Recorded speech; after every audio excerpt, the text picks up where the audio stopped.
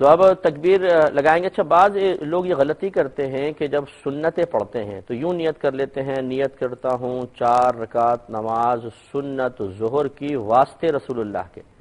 یہ میں نے خود مطلب بعض لوگوں کی زبان سے سنا ہے اور ان کی تصحیح بھی کی ہے، اور انہوں نے تصحیح کرنے کے لیے سنائی بھی ہے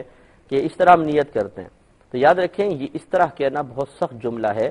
کیونکہ چاہے فجر فرض ہو، واجب ہوں، سنت ہوں، نفل ہوں، عبادت صرف اور صرف اللہ تعالیٰ کے لیے ہوگی، کسی رسول کے لیے نہیں ہوتی ہے، کسی صحابی کے لیے نہیں، کسی ولی کے لیے نہیں۔ تو یہ کہنا غلط ہوگا کہ سنت واسطے رسول اللہ کے۔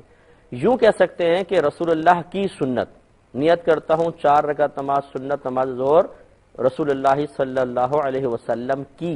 یعنی سرکار کی سنت کو ادا کرتا ہوں، ایک الگ بات ہے، اور ایک ہے کہ سرکار کے لیے 4 سنت ادا کرتا ہوں، یہ غلط بات ہے، کیونکہ اس میں اگرچہ آدمی کی نیت نہیں ہوگی کہ میں سرکار کی عبادت کر رہا ہوں، لیکن الفاظ سے یقینی سی طور پہ یہ شائبہ ہو رہا ہے کہ جیسے ہم 4 رکعت کی عبادت نبی کریم صلی اللہ علیہ وسلم کی رضا اور قرب کے حصول کے لیے کر رہے ہیں۔ اور یاد رکھیں کوئی بھی عبادت معاذ اللہ اگر غیر اللہ کے لیے کی، اس کے قرب حاصل کرنے کے لیے، اس کے تقرب کے لیے، تو یہ شرک ہے، اور انسان تباہ و برباد ہو جائے گا، مرتد ہو جائے گا، اس کے سارے اعمال برباد ہو جائیں گے۔